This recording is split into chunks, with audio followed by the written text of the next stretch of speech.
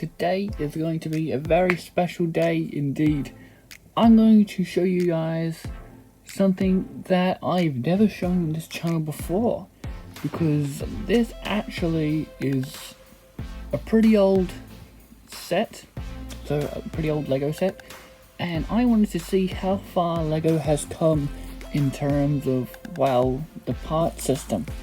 So let's have a look at this pretty cool Lego set that came out many years ago.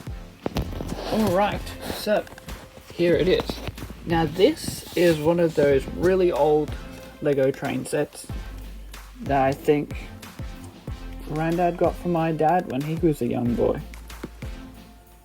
And as you can see, it is quite different to something that you could build with today's Lego parts.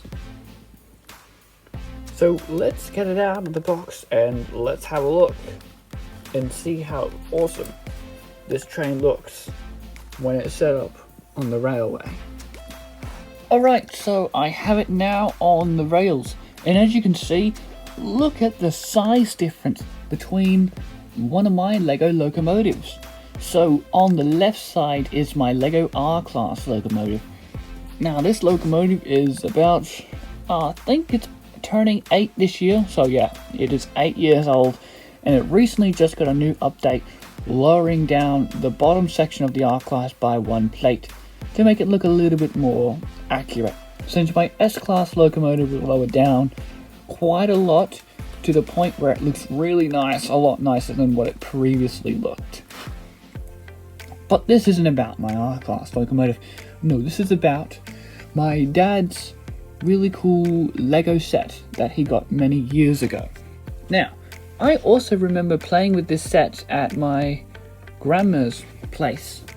So I had the blue track set up, and I remember putting it like in a 8 figure. So you had a little crossroad in the middle, and the circles meet up in that crossroad. And this train is motorized, so the tender there actually would have some batteries in it, and there'd be a little leather they would flick to turn it on, and it would start going. You also need some rubber on the wheels, but I think they've kind of disappeared since, well, this is a pretty old set. Probably not all the pieces are on this set too, but it looks like it's mostly in pretty good condition. And then you've got my R-Class locomotive, which is 8 studs wide where that one is 6. So you can see a massive size difference. It's quite incredible how different. And we're not only going to take a look at how much Lego has improved over the years, we're also going to have a look at the track. So let's have a look. So we come over to the old steam locomotive that was made many years ago. I'm not quite sure whether or not this is based off a real locomotive, but it does look quite nice. So we can see it's got the old classic blue track. So this blue track is actually constructed in a way like you have to actually put it together, unlike with this track where you just clip it together. Each section is made up of parts. So you have a 2x8 long white plate. You get 2 of those. Then you get 2 of these straight blue tracks and clip them onto the second stud inwards, making sure you leave one left over so you can place another 2 of these on top to build the track. Now with the more modern track, it actually comes out on like 1 piece. So something like this is a curved track. But you can see it's got the clips, it's all 1 piece, and you clip it together. Now me personally, I honestly prefer the grey track since it's more realistic and accurate to a real Lego track, and is a lot more sturdier. With the old Lego track, you could flex it and bend it a lot. But one thing it did have over that track is it was quite easy to take apart. You really just crumble it into pieces and you could easily pack it away in no time at all. Where that one you actually have to carefully or use a decent amount of force to unclip each track to put it away.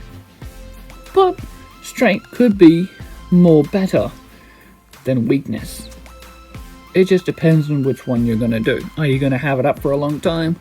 Or are you going to have it up for a little bit of time and then quickly demolish it?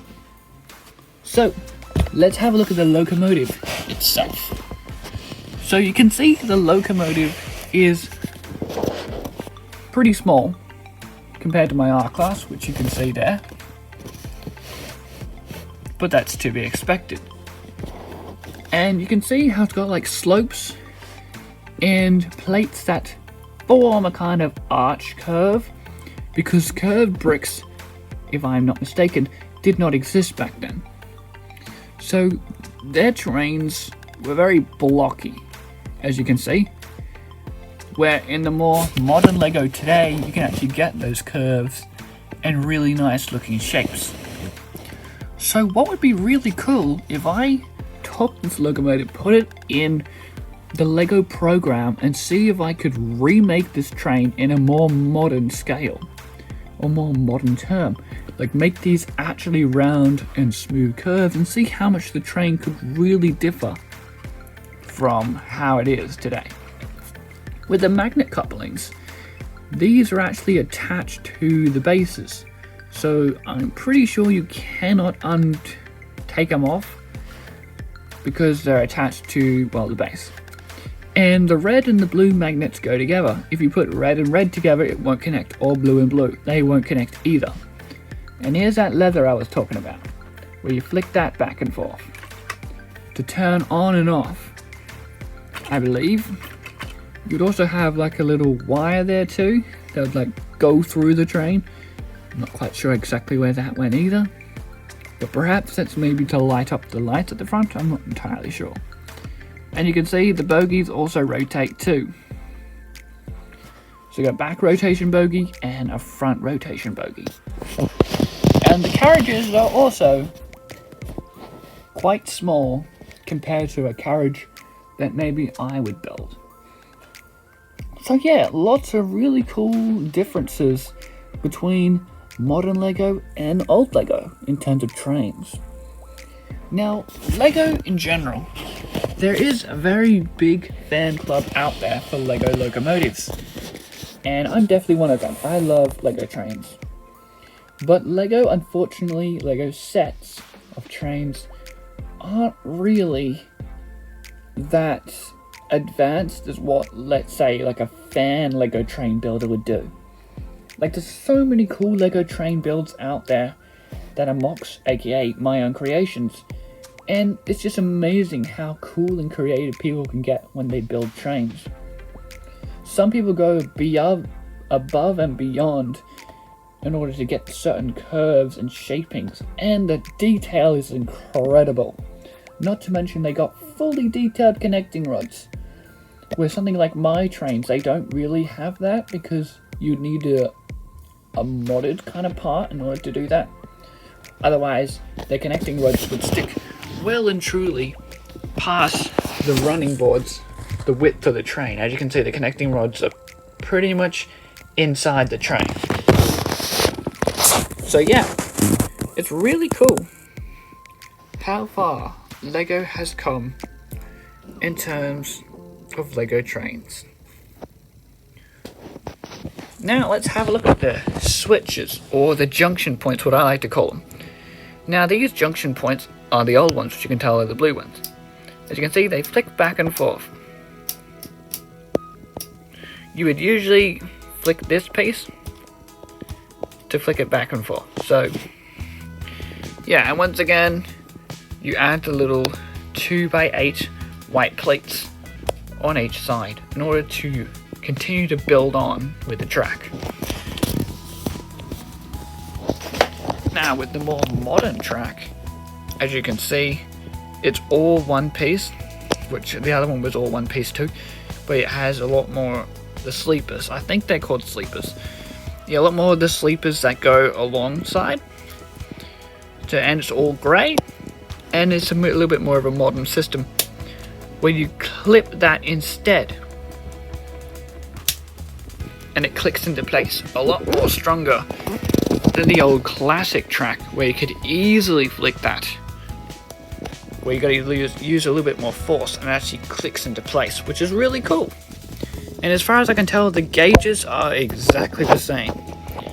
Exactly the same width, and in terms of the curve, exactly the same curvature too. So any train that works on blue track should work on grey track too.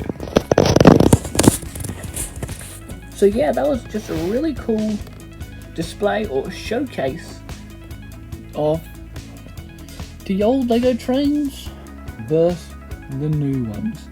Really cool set that my dad got many years ago, and then my own creation over there.